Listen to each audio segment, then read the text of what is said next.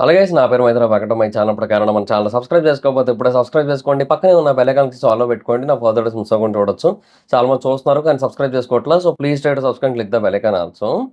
ఈ పాల్గామ్‌లో జరిగిన అటాక్ గురించి మనకందరికీ తెలిసిందే కదా! సో వాళ్ళకి సంబంధించిన కొన్ని ఊహా చిత్రాలైతే గీశారు. సో తర్వాత వాళ్ళ యొక్క ఫోటోస్ కూడా రిలీజ్ చేశారు. ఇంకా తర్వాత వాళ్ళందరిని కూడా వెతకడం మొదలుపెట్టారు. సో యాస్ ఆఫ్ నౌ అయితే ఇంకా వాళ్ళైతే దొరకలేదు. బట్ వేరే ఇంకొక ఇద్దరు ఉగ్రవాదులనైతే చంపేశారు. అంటే వాళ్ళు కూడా ఇంకొక చోట దాడికైతే సిద్ధమవుతున్నారనమాట. వాళ్ళ దగ్గర నుంచి AK-47 రైఫిల్స్, పిస్టల్స్ అండ్ కొన్ని పేలుడు పదార్థాలు వీటన్నిటిని కూడా రికవర్ చేసుకోవడం జరిగింది. సో ఇంకొక పెద్ద అటాక్‌నైతే ఇండియన్ గవర్నమెంట్, ఇండియన్ మిలిటరీ ఇవన్నీ కలిపి ఆపగలిగాయి ప్రస్తుతానికి. బట్ ఇంకా ప్రస్తుతానికి వీళ్ళైతే దొరకలేదు. అయితే ఇదంతా కూడా పాక్ స్పాన్సర్డ్ అనే విషయం మనకందరికీ తెలిసిందే. సో ఈ ఉగ్రవాదం వెనక ఉన్నదెవరంటే ఆబ్వియస్‌లీ పాకిస్తానే. అది మనకి చాలా స్పష్టంగా తెలుసు. ఇంతకుముందు పుల్వామా ఇన్సిడెంట్ టైమ్‌లో కూడా ఎయిర్ స్ట్రైక్ ఏదైతే జరిగిందో అది కూడా పాకిస్తాన్‌లోకి వెళ్లి అక్కడ ఉన్న వాటన్నిటిని కూడా పేల్చేసి రావడం జరిగింది. సో, ఆబ్వియస్‌లీ ఇప్పుడు కూడా పాకిస్తాన్ మీద ఇమ్మీడియేట్‌గా ఏదో ఒక విధంగా ఇంపాక్ట్ అయితే చూపించాలి. అంటే మెయిన్ రిటాలియేషన్ అయితే ఇది కాదు ఖచ్చితంగా. బట్ ఇదేంటంటే ఇమ్మీడియేట్ రిటాలియేషన్. సో, ఇమ్మీడియేట్‌గా ఏదైతే చేయగలరో దాన్ని చాలా ఫాస్ట్‌గా చేసి చూపించారు. ఇన్‌ఫాక్ట్ యాస్ ఆఫ్ నౌ ఈ గవర్నమెంట్ ఉంది కాబట్టి అట్‌లీస్ట్ ఇదైనా జరిగింది. సీరియస్‌లీ నిజంగా మాట్లాడుకోవాలంటే ఇదే రీజను. కాంగ్రెస్ గవర్నమెంట్ గనక ఒకవేళ రూలింగ్‌లో ఉన్నట్టయితే ఇది కూడా జరగకపోను. మేబీ ఆ ఎయిర్ స్ట్రైక్‌ని కూడా కొంచెం అటు తిప్పి, ఇటు తిప్పి ఏదో కవర్ అప్‌లా చేసేసి ఏదో అలా చేస్తారేమో తప్ప వాళ్ళు సీరియస్‌గా వెళ్ళడానికి ఇష్టపడరు. అండ్ పాకిస్తాన్ మీదకి దాడి చేయడానికి అసలు ఏమాత్రం ఇష్టపడరు. అదైతే మాత్రం క్లియర్. అట్‌లీస్ట్ ఈ గవర్నమెంట్ ఇదైనా చేసింది. ఇంతకు అసలు ఏం చేసింది అంటే ఒక 5 బోల్డ్ స్టెప్స్ అయితే తీసుకుంది ఇండియన్ గవర్నమెంట్ పాకిస్తాన్‌కి వ్యతిరేకంగా. అవేంటనేవి ఈ వీడియోలో కొంచెం డీటెయిల్‌గా మాట్లాడుకుందాం. సో, ఫస్ట్ థింగ్ ఏంటంటే ఒక ట్రీటీ ఉంది ఈ 2 రాష్ట్రాలకి మధ్య. దాన్ని ఇండస్ వాటర్స్ ట్రీటీ అని పిలుస్తారనమాట. ఇది సుమారుగా 64 సంవత్సరాల క్రితం 2 దేశాలకి మధ్య ఏర్పాటు చేసుకోబడిన ట్రీటీ అనమాట. ఇన్‌ఫాక్ట్ ఎప్పటినుంచో ఈ 2 దేశాలకి మధ్య యుద్ధాలనేవి నడుస్తున్నాయి. 2 దేశాలకి మధ్య చాలా గొడవలైతే జరుగుతున్నాయి. బట్ అయినప్పటికీ కూడా ఈ ట్రీటీనైతే ఎండ్ చేయలేదు. అండ్ యూ నో ఈ ట్రీటీ కారణంగా ఇండస్ రివర్ నుంచి 39 బిలియన్ క్యూబిక్ మీటర్ల వాటర్ అనేది పాకిస్తాన్‌కెళ్తుంది ఇండియా నుంచి. సో, పాకిస్తాన్‌కి ఆల్‌మోస్ట్ 80% ఆఫ్ వాటర్ సోర్స్ అనేది దీని నుంచే ఉందనమాట. ఒకవేళ ఈ వాటర్ గనక కంప్లీట్‌గా బ్లాక్ అయినట్టయితే పాకిస్తాన్ ఎండిపోవడం తప్ప ఇంకొక ఆప్షన్ అయితే లేదు. సో, అందుకని ఏంటంటే వాళ్ళకి ఇమ్మీడియేట్‌గా ఆ వాటర్ సోర్స్‌నైతే ఆపారు. అంటే ఇదంతా పాకిస్తాన్ చేసిన మిస్టేక్. సో, పాకిస్తాన్ దిగి రావాలి, పాకిస్తాన్ తగ్గాలి, పాకిస్తానే వాళ్ళని వెతికి వేటాడి మనకు అప్పజెప్పాలి. ఇది మెయిన్ ఇక్కడ ఎజెండాలా కనబడుతుంది. బట్ ఏమో చెప్పలేం. పాకిస్తాన్ ఎలా రియాక్ట్ అవుద్ది ఏంటనేది తర్వాత విషయం. బట్ ఇండియన్ గవర్నమెంట్ అయితే ఈ ట్రీటీనైతే ఇమ్మీడియేట్‌గా ఆపింది. మన వాళ్ళు శాంతి కోసం ఎన్నో ఏళ్ల పాటు పోరాటాలు చేస్తూ వచ్చారు. మంచిగానే ఉండడానికి ట్రై చేశారు. బట్ ఎంత మంచిగా ఉన్నా కూడా చూడండి ఏం జరుగుతూ వచ్చిందో. సో, అందుకని ఇంకా మన గవర్నమెంట్ కూడా చాలా స్ట్రిక్ట్‌గానే ఉండడం మొదలుపెట్టింది. ఇంకా పీస్ లేదు, తొక్క లేదని జెప్పి ఇంకా వాళ్ళు ఇమ్మీడియేట్‌గా ఈ కైండ్ ఆఫ్ యాక్షన్స్ అయితే తీసుకున్నారు. సో, ఆ వాటర్ ట్రీటీనైతే ఆపేశారు. సో, దీనివల్ల పాకిస్తాన్‌కి ఫర్దర్‌గా చాలా హ్యూజ్ లాస్ అయితే ఉంటది. వాళ్ళు చైనా సపోర్ట్ ఉంది కదా అని విర్రవీగుదాం అనుకుంటే, చైనా ఎంత పంపించినా కూడా ఇండస్ రివర్ నుంచి వెళ్ళినంత వాటర్‌లో 20% ఆఫ్ వాటర్‌ని కూడా పంపలేదు. సో, చైనా ఉంది కదా అని వాళ్ళు అనుకోవడానికైతే లేదు. సో, డెఫినిట్‌గా ఈ వాటర్ వాళ్ళకి కావాలి. మహా అయితే ఏం చేస్తారు? యునైటెడ్ నేషన్స్ దగ్గరికెళ్తారు. యూఎన్ఓలో కంప్లెయింట్ ఇస్తారు అంతే. అంతకుమించి చేయగలిగేది ఏం లేదు. అండ్ ఆ టైంలో కూడా ఇంకా మెజారిటీ ఆఫ్ ద కంట్రీస్ ఇండియాకి సపోర్ట్ ఉంటాయి కాబట్టి అసలు ఎటువంటి ఫరక్కు పడదు మనకక్కడ. సో, ఇది one of the biggest decision అని చెప్పొచ్చు.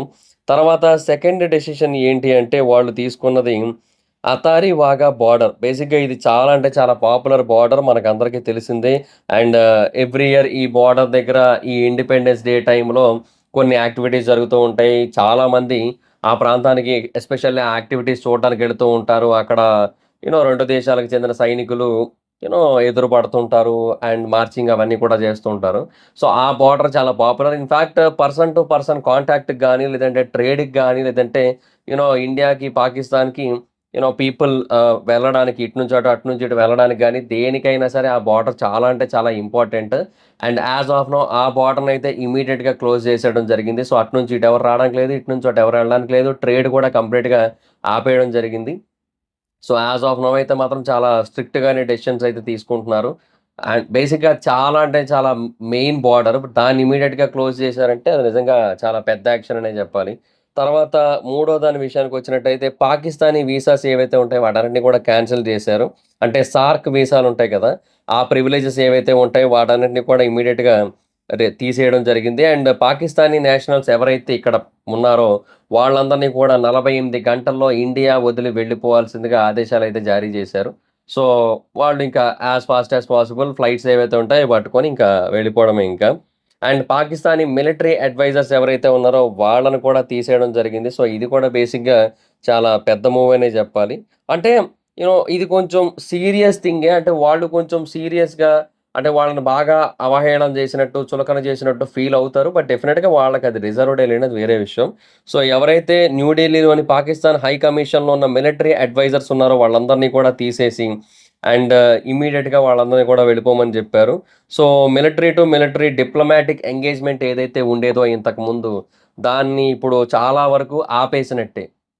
అంటే ఇప్పుడు 2 మిలిటరీలకి మధ్య ఒక కైండ్ ఆఫ్ ఒప్పందంలాగా, ఒక కైండ్ ఆఫ్ శాంతికి సంబంధించిన డిస్కషన్ లాగా అలాంటిది ఉండేదనమాట. సో, ఇప్పుడు వీళ్ళందరిని కూడా అక్కడి నుంచి తీసేయడం వల్ల చాలా హ్యూజ్ లెవెల్‌లోనే ఎఫెక్ట్ పడతది. బట్ అయినా కూడా Indian government is ready for that. So, చాలా బ్రేవ్‌గానే డెసిషన్ తీసుకున్నారనే జెప్పాలి. సో, లెట్స్ సీ చూద్దాం. అండ్ తర్వాత ఇంకొకటేంటంటే వాళ్ళ యొక్క హై కమిషన్ స్టాఫ్ ఎవరైతే ఉన్నారో వాళ్ళ స్ట్రెంగ్త్‌ని కూడా తగ్గించమని జెప్పారు. సో, న్యూఢిల్లీలో వాళ్ళదేదైతే హై కమిషన్ ఉందో పాకిస్తాన్ వాళ్ళది, ఆ హై కమిషన్‌లో యాస్ ఆఫ్ నౌ ఉన్న స్టాఫ్ 55 మంది.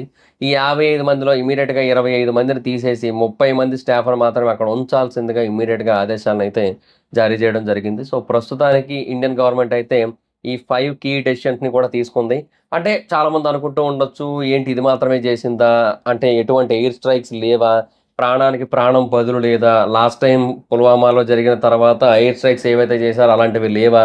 ఇలాంటి కైండ్ ఆఫ్ క్వెషన్స్ అయితే కొన్నున్నాయి. సో, నాకైతే ఒకటే అనిపిస్తుంది. అదేంటంటే యాస్ ఆఫ్ నౌ ఇమ్మీడియేట్‌గా తీసుకునే రిటాలియేషన్ ఇది. అంటే ఇమ్మీడియేట్‌గా మనం ఏం చేయగలము అని ఆలోచించి అని ఒక నిర్ణయం తీసుకొని, ఆ టైంలో ఈ క్విక్ డెసిషన్స్ అన్నీ కూడా తీసుకున్నారు. బేసిక్‌గా మోడీ గారు సౌదీ అరేబియాలో ఉన్నారు. ఆయన ఇమ్మీడియేట్‌గా ఇండియాకొచ్చి ఇమ్మీడియేట్‌గా ఇంకొంచెం డిస్కషన్ చేసి ఇవన్నీ కూడా చేశారు. సో, ఇంకా తర్వాత ఎయిర్ స్ట్రైక్స్ అనేవి అంత ఈజీగా చేసేయకూడదు. ఎయిర్ స్ట్రైక్స్‌కి ఒక ప్లానింగ్ ఉంటది. ఒక పద్ధతుంటది. యూనో అవన్నీ కూడా వెళ్ళే విధానం ఒకటుంటది. అండ్ రాడార్‌కి దొరకకూడదు. ఒకవేళ దొరికినా కూడా ఎంత ఫాస్ట్‌గా వీలైతే అంత ఫాస్ట్‌గా వెళ్ళిన పని పూర్తి చేసుకొని రావాల్సుంటది. ఇవన్నీ ఉంటాయి. అండ్ ఫస్ట్ ఆఫ్ ఆల్ ఇక్కడ వాళ్ళనైతే పట్టుకోవాల్సుంటుంది. అది చాలా అంటే చాలా ఇంపార్టెంట్. బట్ ఏమో ఒకటైతే వాస్తవం చాలా హై లెవెల్ సెక్యూరిటీ అయితే ఉంది. ఆ ప్రాంతంలో కాశ్మీర్‌లో. బట్ అంత సెక్యూరిటీ ఉన్నప్పటికీ కూడా వాళ్ళు ఆ ప్రాంతంలో అంత పెద్ద స్థాయిలో అటాక్ అయితే చేయగలిగారు అంటే అది నిజంగా కొంతవరకు సెక్యూరిటీ ఫెయిల్యూర్ అని కూడా చెప్పొచ్చు.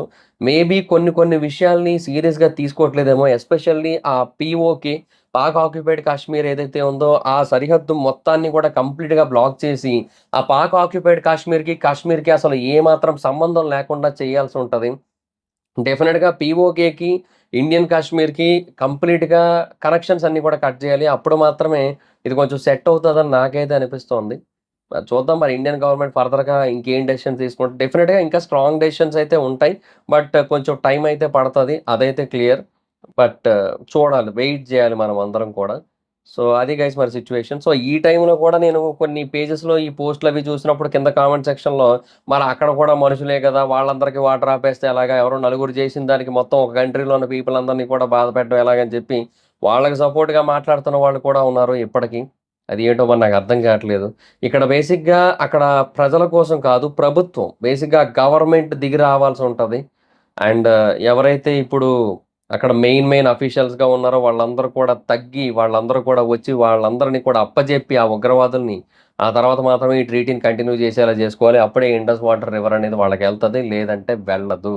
అదైతే క్లియర్ అనమాట. సో, అందుకని ఇండియన్ గవర్నమెంట్ అలా జేసింది. దీంట్లో కూడా తప్పులెతికితే ఇంక వాళ్ళని ఏం చేయలేమింక.